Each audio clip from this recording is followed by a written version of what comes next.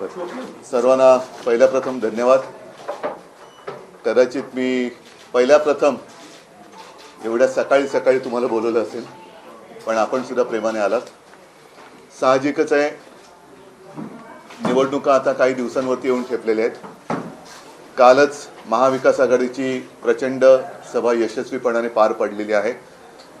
निवडणुका म्हटल्यानंतर शेवटी आम्ही मतं मागायची आणि जनतेने मतं द्यायची, हा एवढ्यापुरताच काही कारभार असतो किंवा असावा असं मला वाटत नाही. तर मतं कशासाठी द्यायची आणि मतं कोणाला द्यायची, कोणत्या विचारसरणीला द्यायची, हा सुद्धा एक महत्त्वाचा प्रश्न असतो.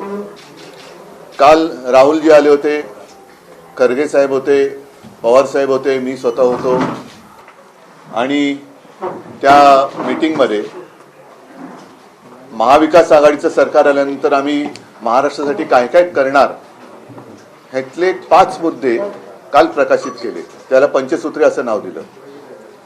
विस्ताराने किंवा सविस्तर जाहीरनामा महाविकास आघाडीचा येत्या काही दिवसात जाहीर होईल. काल मला त्यांनी विनंती केली होती की येत्या मला वाटतं 10 तारखेला ते करायचं ठरवलंय, पण आजपासून मी महाराष्ट्रामध्ये फिरतो आहे, तसं 1-2 दिवसापासून सुरुवात केली आणि कदाचित मी त्या तारखेला मुंबईत नसेन. मुंबईत असलो तर नक्कीच त्या प्रेस कॉन्फरन्सला असेल, पण मुंबईत नसलो तर लगेच महाविकास आघाडीमध्ये काहीतरी गडबड आहे असं कृपा करून कोणी काही गैरसमज करून घेऊ नये. आज मी आपल्याला बोलवलंय ते एवढ्यासाठी की आजपर्यंत प्रत्येक निवडणुकीत, मग ती महापालिका असेल, महानगरपालिका असेल, विधानसभा असेल, लोकसभा असेल, आम्ही बरीच वर्ष युतीमध्ये होतो. त्याच्यानंतर गेल्या 5-1 वर्षापासून महाविकास आघाडीमध्ये आहोत. प्रत्येक निवडणुकीमध्ये युतीचा असेल किंवा महाविकास आघाडीचा असेल हा जाहीरनामा प्रकाशित होत असतो. पण शिवसेना हा पक्ष आघाडीमध्ये सामील जरी असला तरी शिवसेनेचं एक वेगळी वचनबद्धता आहे.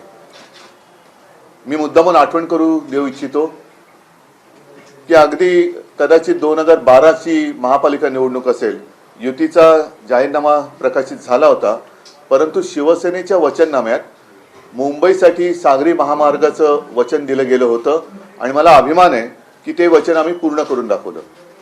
2017 साली मुंबई महापालिकेमध्येच आपण मुंबईकरांना ज्यांची मालमत्ता 500 स्क्वेअर फुटाची आहे त्या 500 स्क्वेअर फुटापर्यंतच्या सगळ्या घरांना मालमत्ता कर रद्द करू असं एक वचन दिलं होतं, ते आम्ही पूर्ण करून दाखवलं.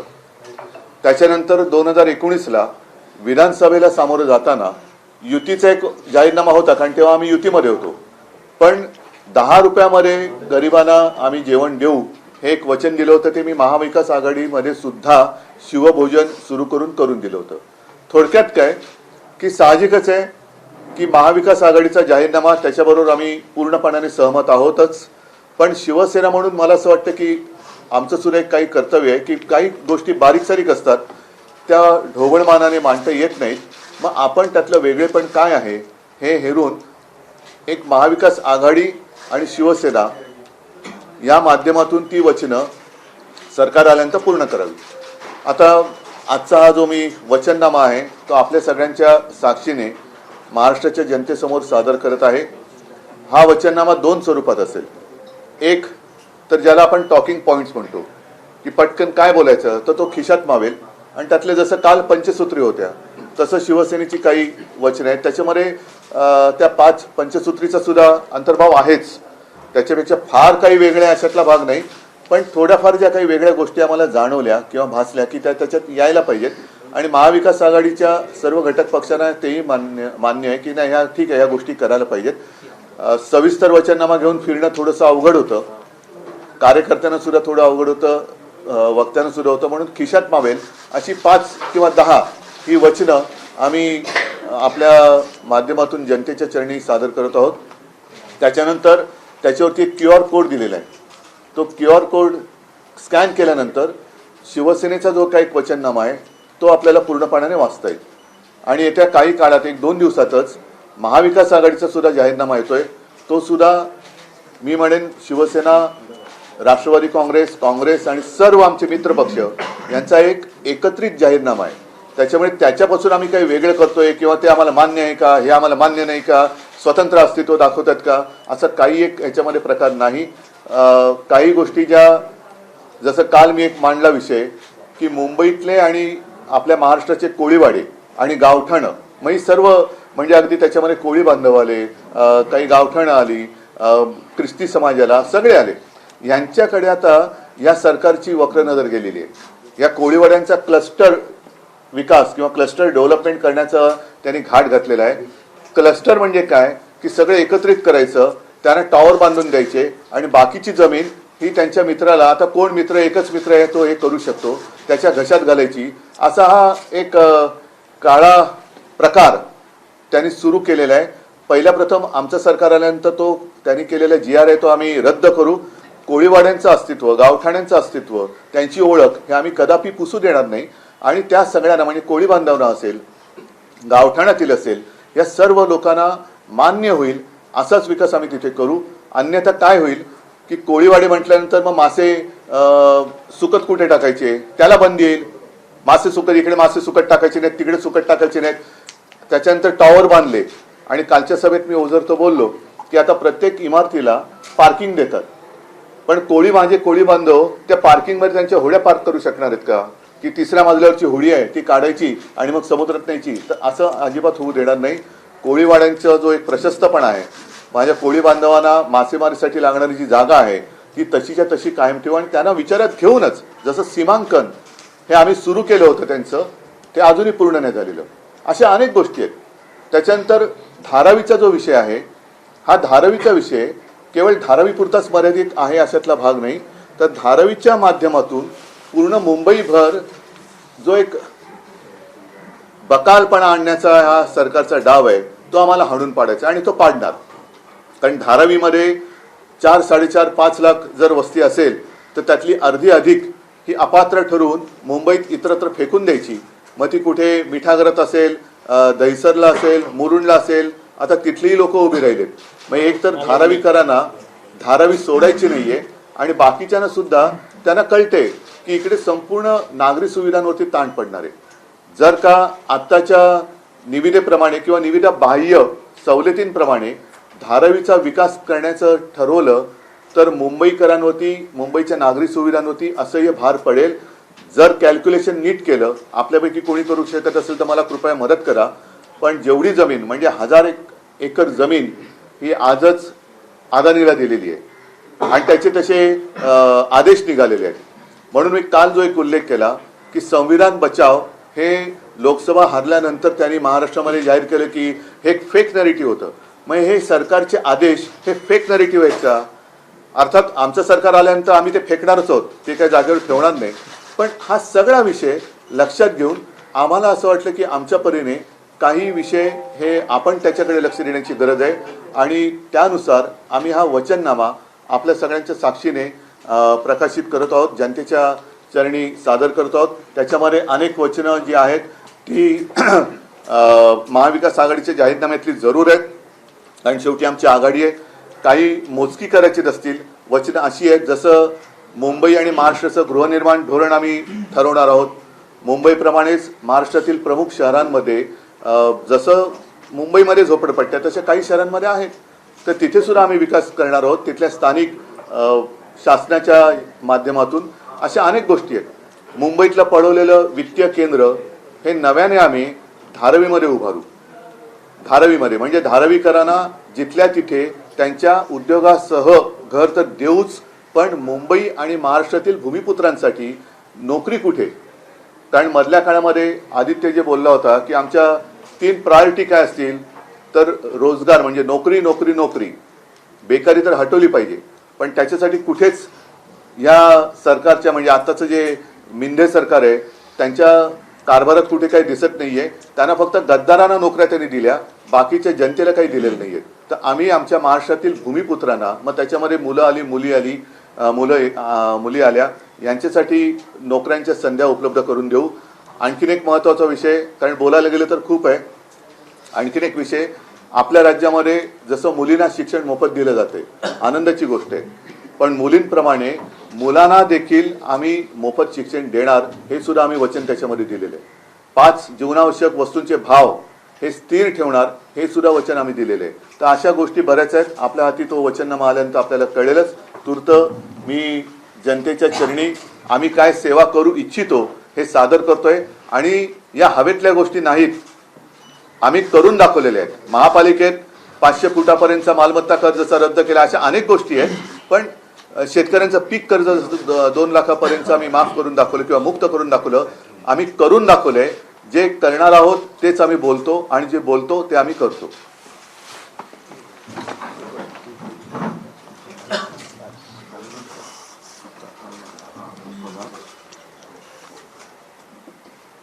बाकीचे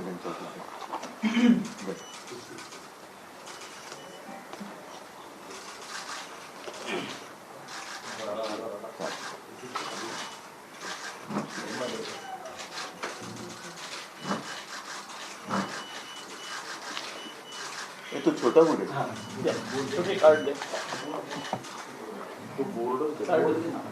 बोर्डपेक्षा कार्ड देणार. हे जे मी आपल्याला म्हटलं होतं हे जे आपल्याला मी म्हटलं होतं की खिशात ठेवण्यासारखा एक पटकन काय शिवसेनेने आणि महाविकास आघाडीने वचने दिलेली आहे. तर हे बघा, देसाई साहेबांनी वचननामा खिशात आणि त्याच्या पाठीकडे त्याच्या मागे QR कोड आपण दिलेला आहे की जो स्कॅन केल्यानंतर सविस्तर वचननामा आपल्याला तिथे पाहायला मिळेल. आता हे सगळ्यांना काय तर वाटावं.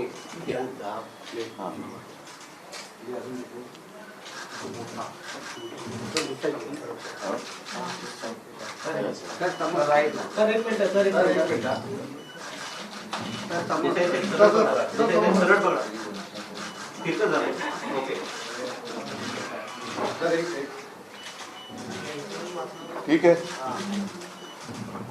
आता एक बटन लावा. ठीक आहे. आता काही मोजक्या प्रश्नांना मी उत्तर देतो, कारण मला परत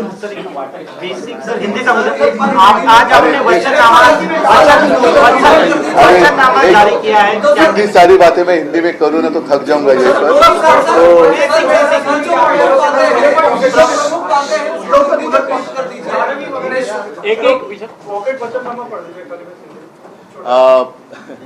अब सारी बातें हिंदी में कहना मुश्किल है. कोशिश करता हूँ. कुछ गलती हो तो आप सुधार लेना. अभी मैंने आपके सामने शिवसेना की ओर से महाविकास आघाड़ी सरकार आने के बाद हम क्या करने जाने वाले हैं, जनता की सेवा कैसी हम करने वाले हैं, वो हमारा, हम तो वचननामा कहते हैं, तो वचननामा हमने जनता के सामने रखा है. साथ ही साथ एक छोटा पॉकेट वचननामा हमने एक, शायद नहीं होगी या नहीं होगी, बात हमने करने की कोशिश की है कि जो लोग हमारे गांव-गांव में जाते हैं, प्रचार करते हैं, उनको आसानी से पता चले कि अरे हमने क्या वचन दिया है. तो एक, जैसे मैंने मेरी जेब में रखा है वैसा ही एक वचननामा हमने दिया है, जिसके पीछे हमने एक QR कोड दिया है. वो अगर आप स्कैन करेंगे तो आपको पूरा जो हमारा वचननामा है आप उसमें पढ़ सकते हैं. इसमें जो जानकारी हमने दी है, ये तो बात सही है कि बहुत सारी चीज़ें महाविकास आघाड़ी का जो मैनिफेस्टो है उसमें जो आई है वही हमने दी है, लेकिन साथ ही साथ कुछ अलग बातें जिसके ऊपर हमें ऐसे लगा कि ध्यान देने की आवश्यकता है वो भी हमने इसमें डाली है. और जैसे मैंने कहा कि जो भी हम कहते हैं वो करते हैं. आपको अगर याद दिला दूं कि पिछले सभी चुनाव में हम चाहे यूपी में थे या महाविकास आघाड़ी में, हमने हमारा वचननामा जनता के चरणों में सादर किया था.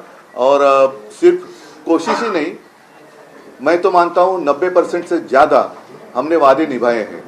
जैसे 2012 में मुंबई कोस्टल रोड की बात मुंबई म्यूनसिपालिटी की कॉरपोरेशन के दरमियान हमने की थी. हमें अभिमान है कि वो हम पूरा कर सके. 500 स्क्वायर फीट तक प्रॉपर्टी टैक्स माफ़ करने की बात हमने की थी, वो भी हमने पूरी कर दी. 2019 में हमने कहा था कि जो हमारे गरीब जनता है उनको 10 रुपये में हम भोजन की व्यवस्था करेंगे. शिव भोजन के माध्यम से वो भी हमने पूरी की है. ऐसे कई सारे वादे जो हमने किए थे वो हमने निभाए हैं. और आज भी हम कुछ वादे करने जा रहे हैं और किए हैं, वो जरूर जनता के आशीर्वाद मिलने के बाद हम पूरे करेंगे, ये मैं वचन देता हूँ. एक सवाल है कि आजकल चलन पड़ पड़ा है कि रेवड़ी बांटने का। पहले उन्होंने लाडली बहना पे अपने 1500 हर महीने देने की बात की, आप लोगों ने आपत्ति उठाई कि पैसे कहाँ से आएंगे। अब आप लोग की तरफ से 3000 देने की बात आ रही है, 4000। नहीं, हमने उसका अभ्यास किया, कहाँ से? अभ्यास किया उसका, और कहाँ से लाएंगे अभी भी मैं कह सकता हूँ, लेकिन अगर मैं कहूँ तो वो भी ये भी बात चुराएंगे। जैसे मेरी पार्टी चुराई है, सिंबल चुराया, और यहाँ तक सीमित नहीं रहा। मैंने जब शुरुआत की कि 5 जीवनावश्यक जो भी चीजें हैं उसके गेहूं, चावल, शक्कर, दाल, तेल दाम तो बढ़ते जा रहे हैं, तो हम उसको आने वाले 5 साल स्थिर रखेंगे।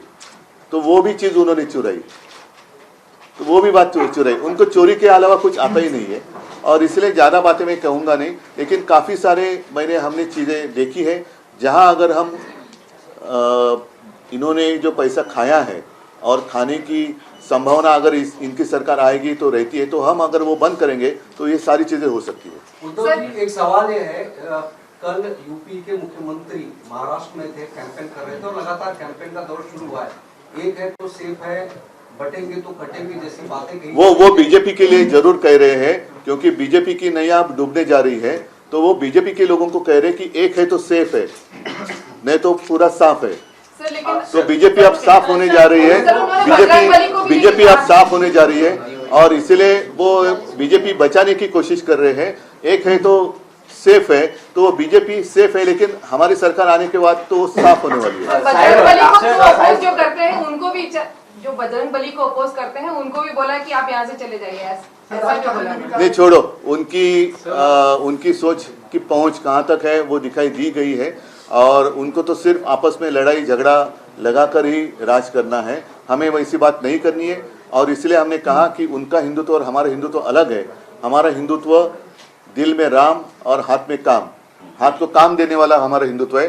उनको तो हाथ में वो पत्थर दे रहे, तो वो एक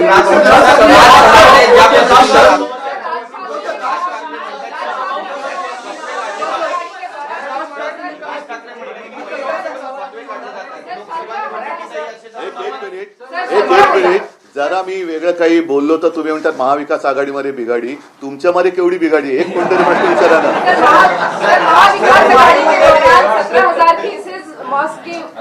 17,000 लोगों के ऊपर केसेस फाइल हुए हैं। राज ठाकरे ने दावा किया है रैली में कि 17,000 उनके लोगों पे जिन्होंने मॉस्क के ऊपर लाउडस्पीकर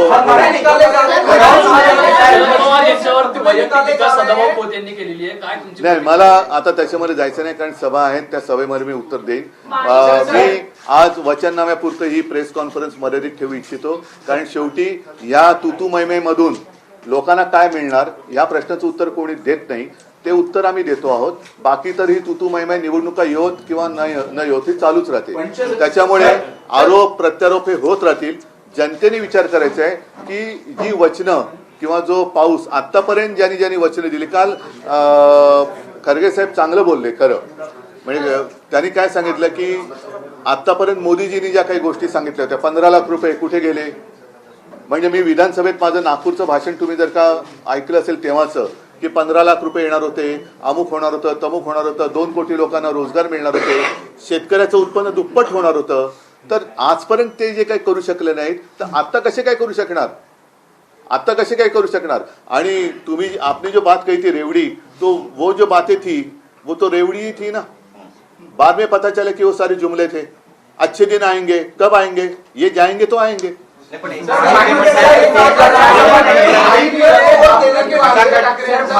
रोड शो नाहीये किंवा सभा नाहीये,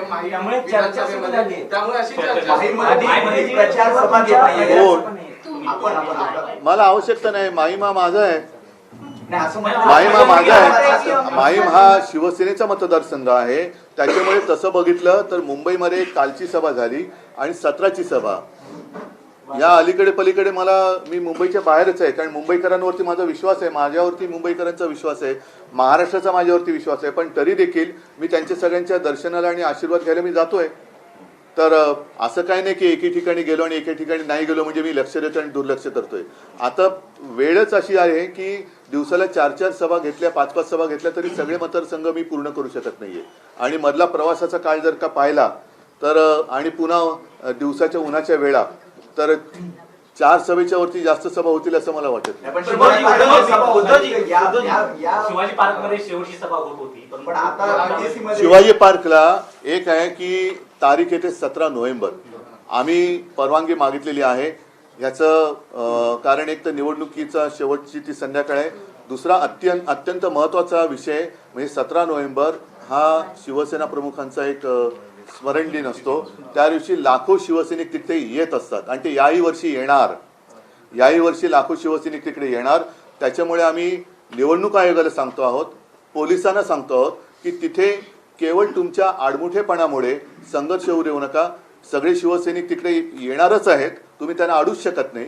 त्याला काही निवडणूक आचारसंहिता लागू शकत नाही, कोणी लावू शकत नाही. सर्व शिवसैनिक तिकडे येणार. त्याच्यामुळे कुठेही संघर्षाची ठिणगी पडू द्यायची नसेल. तर आम्ही जी मागणी केलेली आहे की 17 तारखेला शिवाजी पार्क हे शिवसेनेच्या सभेसाठी मिळावं हे त्यांनी मान्य करायला पाहिजे. सेविकांचा देखील उल्लेख केलाय, त्याचा प्रश्न गेली अनेक वर्ष प्रलंबित हो, आहे. हो. तर मग आता वचन तुमचं सरकार तर काय नेमकं त्यांना आता ऐका, आता म्हणून काय ह्या 5 किंवा किती 10 गोष्टी आहेत ह्या बोलण्यासाठी तुम्हाला सांगण्यासाठी दिल्या आहेत. त्याचं सविस्तर आहे ते पाठी दिलेलं आहे. मात्र कदाचित त्याच्यात सुद्धा काही गोष्टी सविस्तर नसतील. पण आशा आणि अंगणवाडी सेविकांकडे सरकार कोणतेही असो, माझं सरकार असताना मला असं वाटतं मी प्रयत्न केला होता, कारण लॉकडाऊन होता. लॉकडाऊनच्या काळात सुद्धा या सगळ्या भगिनींनी खूप जीवावर उदारून काम केलेलं आहे. मग ती घरोघरी जाऊन तपासणी करणं असेल, काही असो, तर त्यांना आतापर्यंत नुसतं त्यांच्या सेवेचा वापर करून घेतला. तुम्हाला कल्पना असेल की 14 ते 19 काळात त्यांच्यावरती एक जीवघेणा कायदा पण लावला होता, ज्याला शिवसेनेने विरोध केला म्हणून तो कायदा मागे घेतला गेला. तर आता पहिल्या प्रथम त्यांना आम्ही मानधनामध्ये वाढ करून देऊ. त्यांच्या अनेक गोष्टी आहेत, जसं पाटील साहेब त्यांचं नेतृत्व करतात. मी देखील त्यांनी ज्या ज्या वेळेला गेलेलो आहे त्या त्या वेळेला काही गोष्टी मला सांगितल्या. साहजिकच आहे, सर्व गोष्टी ह्या 4 पानात आणू शकत नाही. तर आता तरी त्याने एक दिलासा, जसं आता सरकारी कर्मचाऱ्यांना जुनी पेन्शन योजना आम्ही जाहीर करणार. त्याच्यानंतर आता इथली सरकारी वसाहत जी आहे ती आम्ही निर्णय घेतला होता मंत्रिमंडळाच्या बैठकीत की सरकारी कर्मचाऱ्यांनी जे इथे आहेत माझ्या गव्हर्नमेंट कॉलनीतले लोक, त्यांना तिथेच घरं देऊ. या सरकारने तो निर्णय बदलला.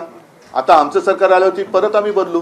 आणि आम्ही त्यावेळेला कोर्टासाठी सुद्धा जागा दिली होती, ती परत देऊ आणि सरकारी कर्मचाऱ्यांना घरे देऊ. नाही, योजनेमध्ये फेरबदल करणार का? कारण 3,000 तुम्ही जर महिन्याला देणार असाल तर लाखो कोटी रुपयाचं कर्ज राज्य सरकारवर आहे.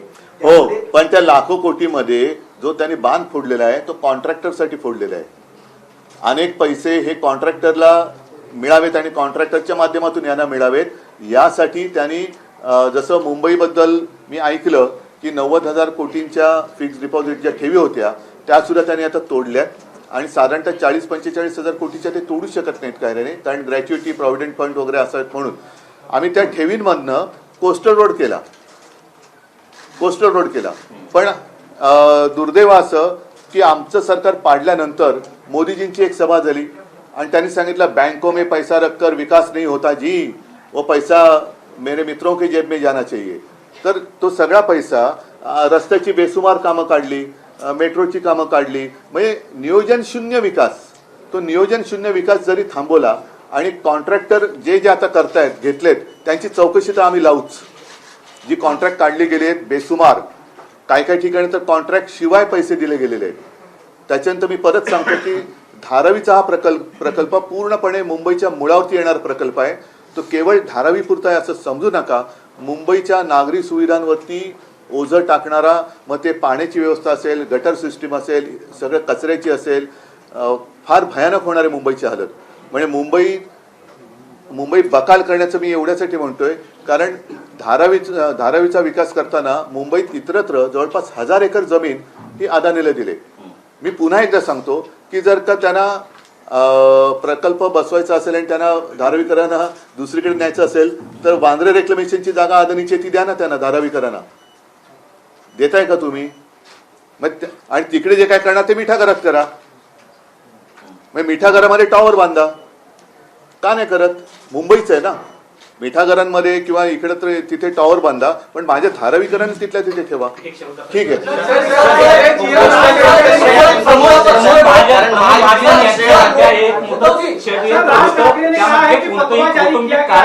अशा प्रकारचे मला माहिती. उद्धव ठाकरे आता पत्रकार परिषदेत बोलत होते. त्यांनी त्यांचा वचननामा जाहीर केला आणि त्यावेळेला मुंबईबद्दल बोलताना बेसुमार कॉन्ट्रॅक्ट्स काढण्यात आलेली आहे, त्याची चौकशी आम्ही लावू, मुंबई बकाल करण्याचं काम या सरकारने केलेलं आहे, अशा पद्धतीची टीका उद्धव ठाकरे यांनी केली. महायुतीचं सरकार जाईल तेव्हाच अच्छे दिन येतील असंही ते म्हणाले. एबीपी माझा, उघडा डोळे बघा नीट.